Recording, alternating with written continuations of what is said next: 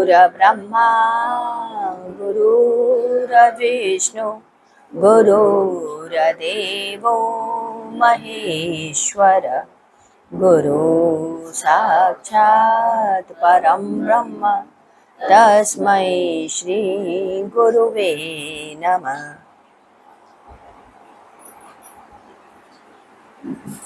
28 दिसंबर सन 1992। आज अशोक शिवपुर के बच्चे का अन्नप्राशन था। अशोक जी ने हवन किया, भोजन बना जिसमें पुलाव, मटर पनीर की सब्जी, गाजर का हलवा, इन सब को बन करके भोग लगा। सायंकाल भगवत चर्चा हुई। गुरुदेव ने कहा कि 3 स्थल ऐसे हैं जहाँ से आने के बाद व्यक्ति बहुत थक जाता है, चाहे वहाँ कोई विशेष कार्य वह किया हो या न किया हो।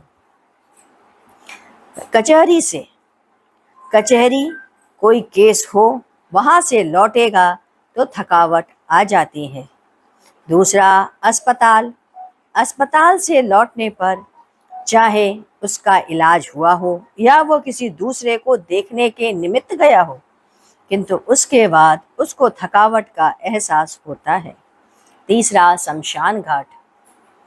यहाँ से लौटने पर व्यक्ति हमेशा थका हुआ लगता है, उसके अंदर एनर्जी कम हो जाती है। कल रविवार को पंकज अपने घर में पूजा कर रहे थे। ठीक उनके सामने एक पुड़िया, जिस पुड़िया में कि भभूत रखा था, वह आकर गिरा। पुड़िया कुछ ऊंचाई से गिरी थी और यह बात उन्होंने गुरुदेव को बताया। गुरुदेव ने कहा, हो सकता है। बाद में पंकज के जाने के बाद उन्होंने कहा, यह सही है। भभूत सभी को टीका लगा देना और बाकी जो बचे उसे हवन की राख के साथ रख देना। उसके बाद उसका टीका लगा और सभी लोगों ने लगवाया। पंकज के यहाँ यह क्रिया का होना शायद गुरुदेव की ही कृपा है। आज के कार्यक्रम में विजय के परिवार से कोई नहीं आया था। इसी के संदर्भ में गुरुदेव हम सबको समझा रहे थे। वह कह रहे थे, किसी से कभी भी अपेक्षा मत रखो।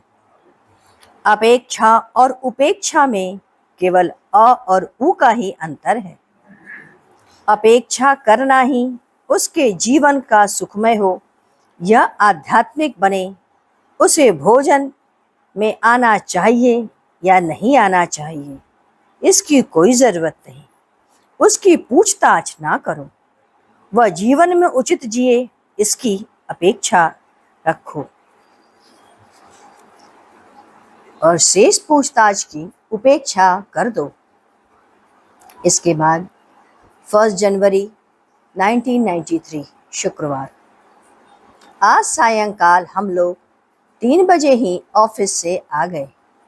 खाना लेने के बाद भगवत चर्चा हुई। पुनः भजन, कीर्तन और साधना हुआ। चर्चा के समय गुरुदेव ने कहा, जिन लोगों को जीवन में कुछ चमत्कार के अंश मिलते हैं, यदि वे लोग अध्यात्म की सीढ़ी से फिसल जाते हैं तो वह संसार में बुरी तरीके से फंस जाते हैं। कोई बहुत ही नियमित रहा हो, अध्यात्म में गतिशील हो, उसे कभी घर में साधना करते समय बहुत कुछ प्राप्त हो गया हो, चाहे विभूति ही मिल गई हो, भोग लगा हुआ सामान भी प्रभु ने ग्रहण कर लिया हो, यह चमत्कार का अंश है। या स्वप्न में भगवान शंकर के दर्शन हुए हों, हनुमान स्वामी के दर्शन हों, ये लोग अध्यात्म की ऊंची अवस्था प्राप्त कर लें, उसके उलझ जाएं संसार में, तो यह घोर संसारी बन करके अपने अध्यात्म से बहुत दूर हो जाते हैं। पंकज के यहाँ विभूति गिरी, अशोक सेठ के यहाँ भगवान ने भोग ग्रहण किया। क्या यह कम है? भगवान का चिंतन करने के लिए या अपने आप को परिवर्तित करने के लिए, भगवान के रास्ते पर जाने के लिए? गुरुदेव ने कहा, कुछ लोग ऑफिस में मित्र हैं हमारे। नारायण सिंह, वह के यहाँ सतसाई बाबा के चित्र से मधु और विभूति झरी थी। गुरुदेव देखने भी गए थे। उन्होंने देख करके 2-3 बार उनके घर गए।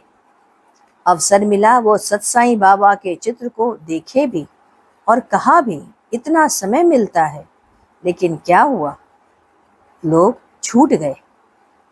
पंडित रामनंदन मिश्र जी के यहाँ व्यक्ति नित्य आता था। प्रायः वह कहता था कि हमें स्वप्न में हनुमान स्वामी के दर्शन हुए, वह आशीष दे रहे थे। भगवान शंकर कैलाश पर बैठे दिख रहे थे। बहुत सी विशेष महत्वपूर्ण बातें वह बताता था। साधना भी बड़ी अच्छी करता था। तकरीबन 4-5 वर्ष बीत चुके होंगे। एक बार मेरी उससे मुलाकात हुई। वह घनघोर संसार में लिप्त देखे गए। साधना के नाम पर कुछ नहीं रह गया।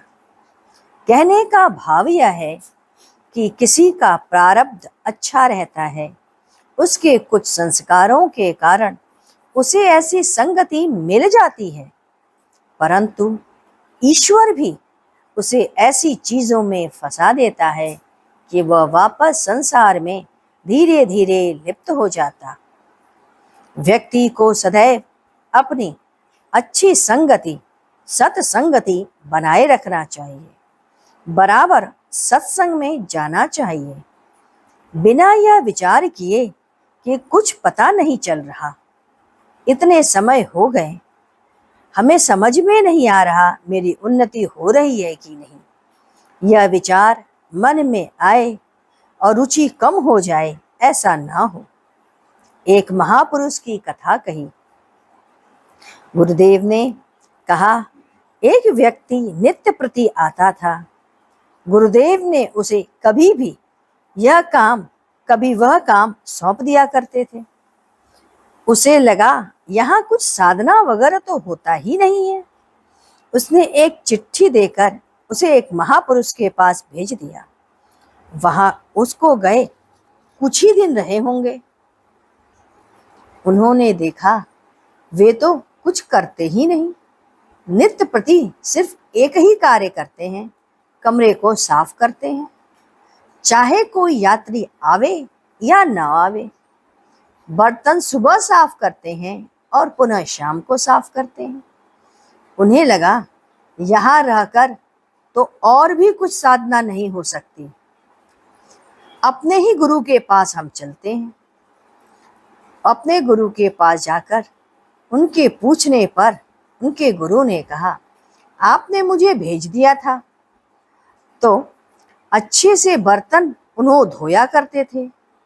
बस गुरुदेव ने कहा, तुम समझे नहीं, सुबह की बिछी चादर पर धूल जम जाती है, बर्तन में धूल लग जाती है, वैसे ही सांसारिक मैल जम जाता है। कामनाएं और वासनाओं की धूल आपके ऊपर चढ़ जाती है, उसे नित्य प्रति साफ करते रहना चाहिए। और यह केवल सत्संग के सहारे ही संभव है और उसी के द्वारा होता है। आइए हम लोग गुरु कीर्तन करें। ओम गुरु ओम गुरु ओम गुरुदेव, गुरु जय गुरुदेव। ओम गुरु ओम गुरुदेव, जय गुरु जय गुरुदेव। ओम गुरु ओम गुरुदेव, जय गुरु जय गुरुदेव। ओम गुरु देव, जय गुरु जय गुरुदेव। ओम गुरु गुरुदेव जय गुरु जय गुरु जय गुरुदेव। ओम गुरु गुरुदेव जय गुरु जय गुरुदेव। ओम गुरु गुरुदेव जय गुरु जय गुरुदेव। बोलिए सद्गुरुदेव की जय। सद्गुरु तुम्हें शत शत नमन, सद्गुरु तुम्हें शत शत नमन, सद्गुरु तुम्हें शत शत नमन।